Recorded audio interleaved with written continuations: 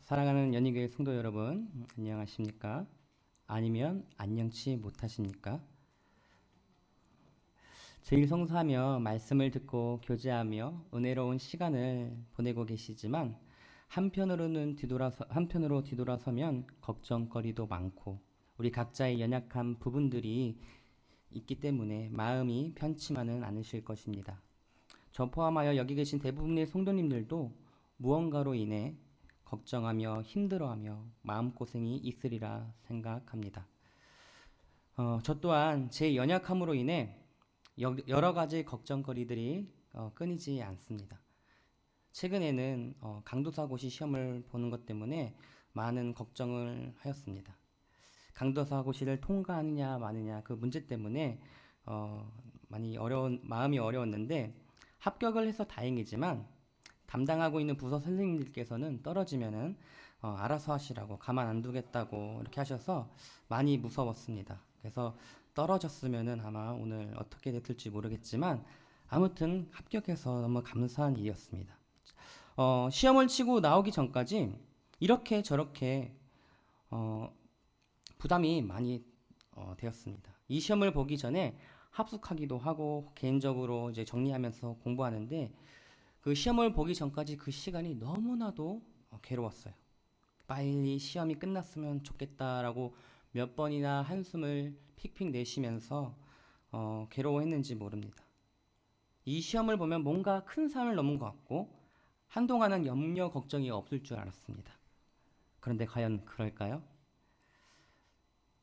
오히려 제가 이 자리에 서기 전까지 오후 찬양 예배 설교 준비로 인해 마음이 얼마나 무겁고 힘들고 괴로웠는지 모릅니다. 이 자리가 얼마나 부담이 되고 얼마나 무거운 자리인지 알기에 강도사고시를 마치고 설교 걱정만 되더라고요.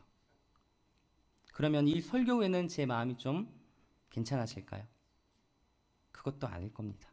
며칠 전부터 제가 타고 다니는 자동차 오른쪽 타이어에 공기압이 자꾸 빠지는데 언제 점검을 받아야 하나, 혹시 다른 문제가 있어서 돈이 많이 들면 어떡하나, 아마 이 생각을 하고 있을 겁니다. 이처럼 우리는 실수도 하고 연약하고 부족합니다. 그런데 오늘 말씀에도 연약한 무언가가 또 등장하죠.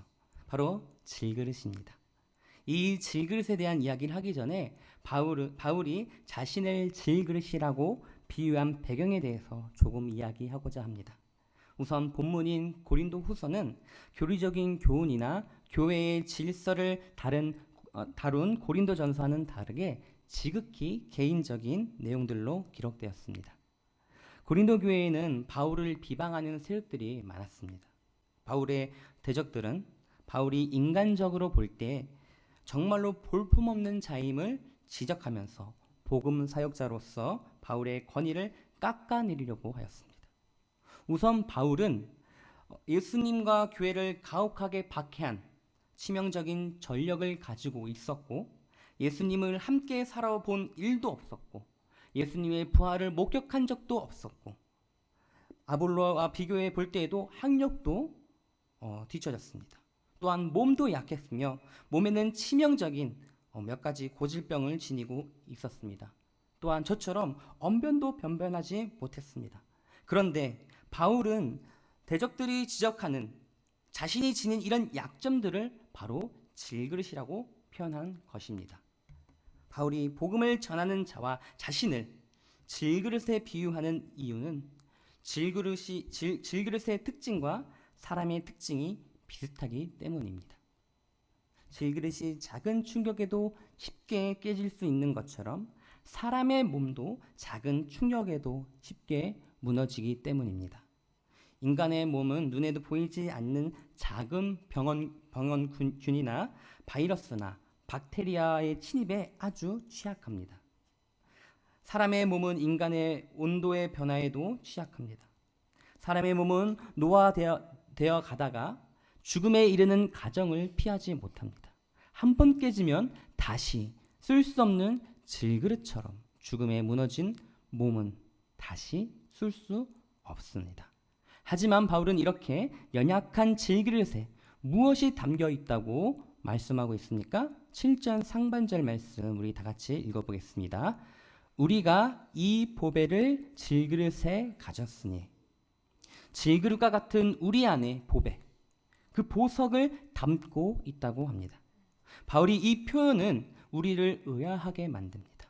저는 개인적으로 값어치가 나가는 어떤 보석도 가지고 있지 않지만 보석은 그에 걸맞는 장소에 보관해야 한다는 당연한 상식 정도는 제가 알고 있습니다. 보석이 도난, 분실되거나 손상되지 않도록 단단한 용기에 담아 보관하는 것 또한 당연한 이치입니다. 그러나 하나님은 이와 같은 상식을 깨고 천하에서 가장 소중한 보석인 구원의 복음을 가장 허술하고 깨지기 쉬운 질그릇에 담는 편을 선택하셨다는 것입니다. 그 이유는 무엇일까요? 7절이 이미 그 이유를 무엇인가 잘 말해주고 있습니다. 우리 7절 하반절 이는 심히부터 함께 읽어보겠습니다. 이는 심히 큰 능력은 하나님께 있고 우리에게 있지 아니함을 알게 하려 함이라. 아멘. 심히 큰 능력. 심히 큰 능력은 다른 모든 힘을 압도하는 능력으로서 인간을 죄와 사망의 권세로부터 구원해내는 능력을 뜻합니다. 하나님이 가장 소중한 구원의 복음을 가장 깨지기 쉬운 질그릇에 담으신 뜻은 구원의 능력이 인간에게서 비롯되는 것이 아니라 오직 하나님께로 비롯된다는 진리를 확실하게 알려주기 위해서라고 바울은 말씀을 선포하고 있습니다. 금으로 도금된 보석함은 진정한 아름다움을 지닌 것은 아니면서도 보는 사람의 눈에는 아름답게 보임으로써 보석 그 자체의 아름다움을 가릴 수가 있고 결과적으로는 보는 사람들의 눈을 혼란에 빠뜨려 위험이 있습니다. 이런 일이 생활 속에서 만나는 보석과 보석함에 일어난다면 물질적인 차원에서 약간의 혼란에 초래하는 것으로 끝나고 말 것입니다. 그러나 이런 일이 보석이 상징하는 구원의 복음과 보석을 담는 상자가 상징하는 복음을 담아서 전하는 사람 사이에서 일어난다면 심각한 문제가 발생합니다. 구원의 복음은 사람을 천국으로 인도하기도 하고 때로는 지옥으로 떨어뜨리기도 하는 무서운 힘을 가지고 있습니다. 따라서 이 놀라운 힘은 어디서 오는가를 분명히 하지 않으면 천국에 가야 할 사람을 지옥으로 떨어뜨리는 심각한 사태가 벌어질 수도 있습니다. 예를 들어서 구원의 능력이 보석을 상징하는 사람에 있다고 오해하고 사람에게 의지하면 사람에게는 구원의 능력이 없기 때문에 구원받지 못하는 결과가 나타납니다. 그 결과는 정말로 치명적인 것입니다. 따라서 하나님은 구원의 복음과 이 복음을 담아 전하는 사람의 관계를 아주 명확하게 하기를 원하셨다는 거죠. 구원의 복음과 복음의 주체이신 하나님은 확실하게 그 빛과 영광을 드러내고 이 복음을 담아 전하는 사람은 철저하게 묻혀버려야만 한다는 것을 말씀을 통해서 이야기하고 있습니다. 하나님이 이런 조치를 취하신 것은 자기를 드러내려는 욕심에서 비롯된 것이 아니라 이런 조치를 취해야만 인간의 구원의 길이 명확하게 지기 때문에 이렇게 비유를 든 것으로 보여집니다. 그렇기 때문에 구원의 복음의 문제에 있어서는 구원의 능력이 없는 인간은 철저하게 낮추어버리고 실제로 구원의 능력이 있는 복음과 능력의 주체이신 하나님만을 철저하게 드러내야 한다는 것이죠. 인간은 철저하게 죽고 하나님만이 온전하게 드러나야 될 줄 믿습니다. 이와 같은 사정을 고려할 때 구원의 복음이라는 최고의 보석이 그릇된 가장 연약한 그릇들 가운데 가장 연약한 질그릇에 담겨 있다는 것이 맞는 것이죠. 바울의 말을 듣는 청중들이 바울이 실제로 보고 정말로 인간적으로 볼품없는 자임을 알게 되는 것이 오히려 바른 복음을 전하는 데 장점이 된다는 것입니다. 바울은 복음을 전하는 자가 너무나도 연약해서 믿을 만한 존재가 못 된다는 사실을 청중들이 확실하게 청중들에게 확실하게 인식시켜 줌으로써 인간에게는 소망이 없다는 깨달음을 갖게 한 후에 그 뒤에 바로 무엇입니까? 참된 소망을 오직 보석 그 자체이신 하나님께만 있음을 알게 하여 하나님만을 의지하도록 하는 것이 복음을 제대로 바르게 전하는 것이라고 생각한 것이죠. 그러면 이처럼 인간의 몸은 연약하기 이를 데 없는 질그릇에 불과하기 때문에 아무런 의미가 없고 악한 것일까요? 우리는 그렇게 해석해서는 안 될 것입니다. 고대 그리스 철학에는 인간의 몸은 악한 것이고 자유로운 영혼을 가두어두는 감옥과 같은 것이라고 생각하여 이 몸을 멸시하였어요. 그리고 이 몸을 하루빨리 벗어나는 것이 참된 구원이라고 주장했습니다. 그러나 우리가 주목해야 할 사실은 하나님이 이처럼 연약한 질그릇을 그 놀라운 구원의 복음을 담는 상자로 쓰시기에 주저하지 아니하셨다는 점입니다. 이것은 무엇을 뜻할까요? 하나님이 질그릇을 아주 소중히 여기고 계신다는 것이죠. 연약하기 이를 데 없지만 하나님은 질그릇을 소중하게 여기셔서 질그릇을 구원의 보물이라는 복음을 담으셨고 또 전하게 하셨습니다. 그러므로 소중한 보물을 담는 그릇으로서 그릇을 사용해 주시는 써주시는 하나님의 은혜에 깊이 감사하면서 우리 자신은 철저하게 죽고 오직 우리가 담고 있는 보물인 구원의 복음과 하나님만을 온전히 드러내는 저와 여러분이 되시기를 소망합니다. 이처럼 우리 안에 힘이 큰 능력을 가진 복음과 하나님이 보물로서 들어와 계신다는 사실은 우리의 삶에 어떠한 변화를 가지고 올까요? 바울은 8절과 9절에서 자신에게 찾아온 고난을 소개하고 그 고난을 자신이 어떤 모습으로 이겨냈는가를 대조하고 있는데요. 우리 네 가지 그 대조를 우리가 보도록 할 텐데 먼저 8절의 상반절만 한번 다 같이 읽어보겠습니다. 시작! 우리가 사방으로 우겨쌈을 당하여도 쌓이지 아니하며. 우선 첫 번째 대조로 사방으로 우겨쌈을 당하여도 쌓이지 않는다는 것입니다. 사방으로 우겨쌈을 당한다는 말은 좁은 공간에서 전후 좌우로 사람들이 밀어붙여 옴싹달싹할 수 없는 그런 상태에 몰린 것을 뜻합니다. 사도행전 16장에 보면은 빌립보에 귀신 들린 여종을 누가 쫓아냅니까? 바울 일행들이 쫓아내죠. 예수님의 이름으로 그 귀신을 쫓아냅니다. 그 여종이 그 주인들에게 큰 이익을 가져다 줬는데 그 귀신이 쫓아내지니까 어떻게 됩니까? 그 이익의 소망이 사라진 것을 보고 그 주인들이 어떻게 해요? 바울 일행을 마구 때린 후에 고발하여서 감옥에 가두는 것을 우리는 말씀 통해서 보았습니다. 그렇게 우겨쌈을 당한 바울 일행들은 그 이후에 어떤 일들이 일어납니까? 사도행전 16장 25절 26절 말씀인데요. 우리 다 같이 함께 합독하여서 읽도록 하겠습니다. 시작! 한밤중에 바울과 실라가 기도하고 하나님을 찬송하며 제수들이 듣더라. 이에 갑자기 큰 지진이 나서 옥터가 움직이고 문이 곧 다 열리며 모든 사람의 매인 것이 다 벗어진지라. 아멘. 바울은 매를 흠씬 두들겨 맞고 감옥이라는 차디찬 벽과 철장에 우겨쌈을 당했습니다. 연약한 질그릇과 같은 연약한 사람의 힘으로는 도저히 빠져나올 수 없는 상황이었습니다.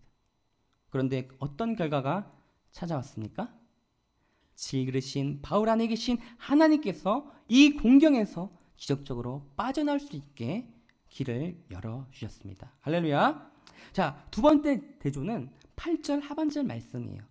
자, 답답한 일을 당하여도 낙심하지 않는다는 것입니다. 답답한 일을 당한다는 말은 예상하지 못했던 사태가 갑자기 발생하여 어떻게 대응하고 어떻게 일을 처리하려는지 알지 못한 채 난감한 상황에 놓여 있는 것을 가리킵니다. 바울은 3번에 걸쳐 전도 여행을 하면서 복음을 전하였는데 가는 곳마다 그를 회방하는 세력들이 있었어요. 교회를 세우고 제자를 세웠지만 율법으로 돌아갈 것을 주장하는 세력들과 사도 바울의 사도권을 불신하는 세력들로 인하여서 곳곳의 교회에 혼란을 주고 바울의 사역을 방해한 것을 우리는 말씀을 통해서 알지 않습니까? 그러나 바울은 어떠하였습니까? 낙심하지 않았습니다. 낙심하지 않았다는 말은 당황은 했지만 절망 속에 갇혀버리지 않고 절망으로부터 헤어나올 수 있었다는 뜻입니다. 바울은 어떻게 할지 알지 못해 당황해하고 있었으나 하나님께서는 그에게 동역자들을 붙여주시고 지혜를 주셔서 당면한 문제들을 헤어나올 수 있도록 도와주셨다는 거죠. 3번째 대조는 9절 상반절입니다. 박해를 받아도 버림바 되지 아니했다라는 것입니다. 바울은 개종한 후에 바로 다메섹에서 복음을 전하기 시작했는데 바로 이때부터 죄수의 몸으로 호송될 때까지 로마에 도착할 때까지 많은 핍박을 받아야 했습니다. 고린도후서 11장 24절에서 27절 말씀은 바울이 자신이 당한 박해들을 나열하면서 소개하고 있는데 제가 기니까 빨리 읽어보도록 하겠습니다. 유대인들에게 40에서 하나 감한매를 5번 맞았으며 3번 태장으로 맞고 1번 돌로 맞고 3번 파손하고 1주야를 깊은 바다에서 지냈으며 여러 번 여행하면서 강의 위협과 강도의 위험과 동족의 위험과 이방인의 위험과 시내의 위험과 광야의 위험과 바다의 위험과 거짓 형제 중의 위험을 당하고 또 수고하며 애쓰고 여러 번 자지 못하고 줄이며 목마르고 여러 번 굶고 춥고 헐벗었노라. 바울이 이렇게 수많은 박해와 어려움을 당했음에도 불구하고 끝까지 자신의 사역을 완수할 수 있었던 이유는 하나님께서 그를 그렇게 버리지 아니하시고 기적적인 도움의 손길로 바울을 구원해 주셨기 때문입니다. 마지막 4번째 대조는요. 9절 하반절 말씀과 같이 거꾸로 뜨림을 당하여도 망하지 아니한다는 것입니다. 거꾸로 뜨림을 당한다는 말은 적과 맞붙어서 싸우다가 상대방에게 제압당하여 땅에 거꾸로 뜨림을 당한다는 뜻입니다. 바울은 이렇게 거꾸로 뜨림을 당했지만 패배하지는 않았습니다. 바울은 얻어맞고 넘어지긴 했으나 들것에 실려나가지 않았습니다. 바울은 수없이 넘어졌으나 넘어질 때마다 다시 일어섰습니다. 바울은 수없이 두들겨 맞았으나 두들겨 맞은 후에는 또 다시 일어섰습니다. 하나님의 일을 하는 사람들, 이 땅에서 하나님의 뜻대로 살아가고자 하는 성도들은 불신자와 다름없이 연약한 질그릇과도 같은 존재들입니다. 게다가 하나님의 사역자들이나 성도들은 상대방이 때리면 맞서서 같이 때릴 수 있는 자들이 아니라 때리면 맞아야 하고 미워해도 용서하고 사랑해야 합니다. 오른뺨을 때리는 자들에게 뺨을 돌려 왼뺨을 대하는 것이 바로 우리들이죠. 우리를 같이 가자고 하는 자들에게 자원하는 마음으로 심리를 같이 가져하는 자들로서 질그릇 중에서도 가장 연약한 질그릇들입니다. 그러나 이 질그릇 안에 죄와 사망의 세력으로부터 능히 구원해낼 수 있는 힘이 큰 능력, 이 힘이 큰 능력이 보물로서 담겨 있고 이 보물의 능력에 의하여 보호를 받고 있기 때문에 이 질그릇들은 깨질 듯 말 듯 위태로운 상황 속에서도 깨지지 않고 보존된다는 것입니다. 이 질그릇과 같은 자들은 어려운 상황 속에서도 끝까지 주어진 임무를 복음의 능력으로 하여금 잘 감당케 된다는 것이죠. 그렇기 때문에 사도 바울은 연약한 질그릇과 같은 자들이 이 보배로운 복음을 놓지 않고 끝까지 지녀야 할 이유를 10절에서 말해주고 있습니다. 우리 다 함께 읽어보겠습니다. 우리가 항상 예수의 죽음을 몸에 짊어짐은 예수의 생명이 또한 우리 몸에 나타나게 하려 함이라. 그렇습니다. 바울은 이 보배를 예수의 죽음으로 표현하고 있어요. 또 이 예수의 죽음을 짊어질 때 무엇이 우리 몸에 나타난다고 하고 있습니까? 바로 예수의 생명이 나타나게 될 것이라고 말씀하고 있습니다. 예수의 죽음과 생명, 그것이 무엇입니까? 바로 복음입니다. 질그릇된 자들로 하여금 그리스도의 복음을 전하게 하시고 복음을 나타나게 됨을 사도 바울은 선포하고 있다는 거죠. 바울은 힘든 고난이 뒤따른다 해도 사역의 길에서 벗어나지 않고 그 사역의 길 안에서 사역을 끝까지 수행해내는 것이 자신이 간직한 보물인 하나님의 원하시는 삶임을 잘 알고 있었다는 것이죠. 그리고 그 하나님의 사역의 길에 끝까지 잘 갈 수 있도록 격려해 주시고 견디기 어려울 힘든 순간만큼 언제든지 놀랍고 경이로운 능력으로 건져 주실 것을 바울은 확신하고 있었다는 것입니다. 제가 스코틀랜드에서 한 12년 전에 스코틀랜드에서 한 6개월 정도 있었습니다. 제가 그 군대 가기 전에 잠깐 시간이 남아서 아버지께서 이렇게 한량처럼 있지 말고 어디라도 가서 도움이 되라면서 아시는 선교사님을 통해서 스코틀랜드에 가 있었습니다. 지금도 그렇지만 영어도 잘 못했고 잘 모르는 선교사님과 함께 6개월 동안 있었는데 많은 일들이 있었지만 그 선교사님에 대해서 잠깐 얘기한다면은 한국에서 개인 목회를 하셨지만 실패하시고 자의로 타의로 스코틀랜드로 이렇게 도망치듯이 그냥 선교사로 나가셨습니다. 근데 홀몸이 아니라 이미 결혼도 하셨고 중학생의 아들도 있었고 사모님의 뱃속에는 아이가 이제 잉태된 상황이었습니다. 많이 어렵죠. 그렇다고 해서 돈을 많이 들고 가신 것도 아니고 한 푼도 없는 상황에서 갔어요. 네. 그래서 홈리스를 주는 그런 빵을 먹으면서 연명하면서 살고 계셨고 다행히도 하나님의 은혜로 그 중학생 아들이 영어를 너무 쉽게 빨리 하여서 맥도날드에서 알바를 하게 돼서 이제 알바를 끝나고 오는 그 치킨 너겟과 햄버거로 하루하루를 연명했다고 저에게 말씀을 해준 적이 있습니다. 그런데 그 선교사님은 자기를 그렇게 설명해요. 진짜 촌놈이라고. 충청도 촌놈이 그 스코틀랜드라는 그 영국에 가서 복음을 전하는데 자기는 한 번도 그렇게 생각해 본 적이 없대요. 근데 이분이 영국에 갈 때, 스코틀랜드에 갈 때 알고 있던 영어가 단 2가지 단어래요. 에그머니. 에그머니밖에 없었대요. 가는데 아무것도 할 수 없는 그런 상황. 그런데 저는 쑥스러움이 많고 그런 사람인데 이 선교사님은 너무나도 그냥 막 외향적이세요. 하나도 모르는데도 막 그냥 아는 단어 막 하면서 그래도 사람들이 알아듣더라고요. 그 사람의 진심을 보고 사람들이 마음을 열더라고요. 그럼 길 가다가 그냥 모르는 그냥 청년들에게 그냥 머리를 대고 그냥 아는 단어 다 쓰면서 그냥 기도하세요. 그렇다고 그러면은 그 청년들도 그냥 아멘하고 받아들이기도 하고. 스코틀랜드는 장로교가 국교예요. 그런데 지금 현재 2%밖에 예수님을 믿지 않는다고 해요. 많은 수백 년 된 교회들이 펍으로 술집으로 팔려나가고 있어요. 그런데 신기하게도 이렇게 촌놈에다가 아무것도 영어도 잘 할지도 모르고 서투르신 이 선교사님을 통해서 하나님께서 그것을 또 맡기신 일들이 있더라고요.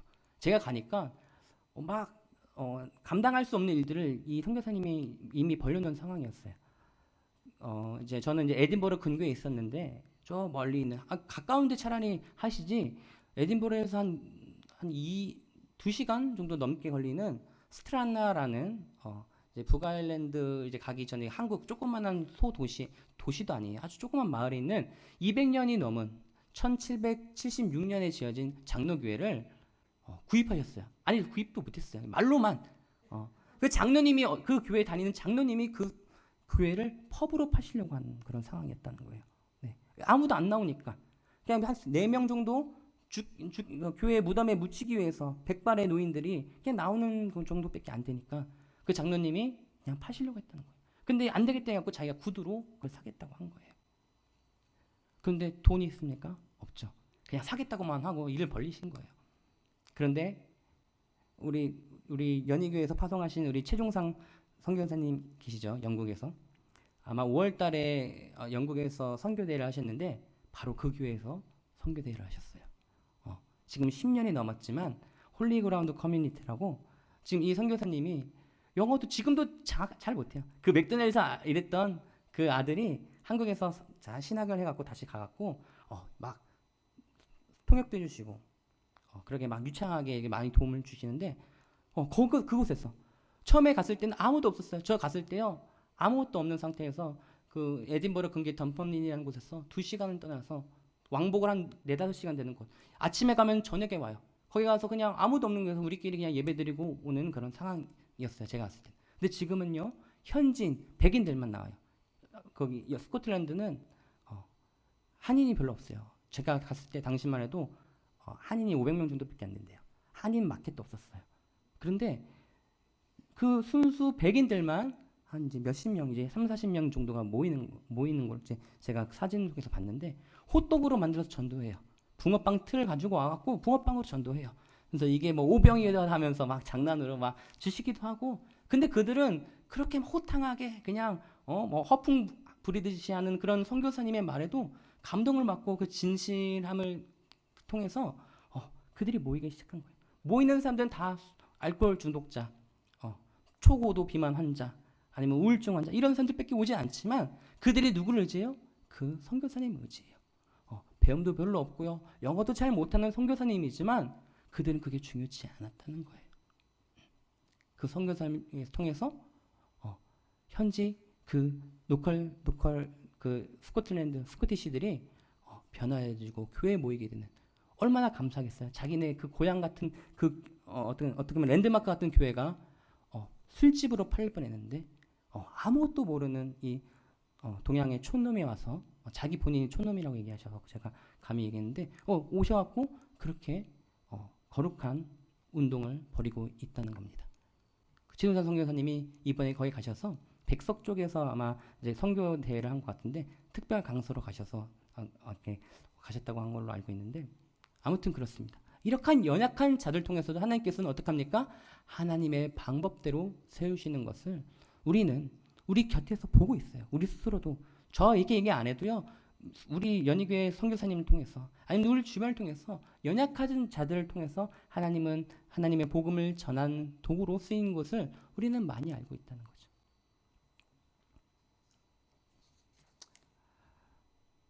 이제 말씀을 맺으려고 하는데요.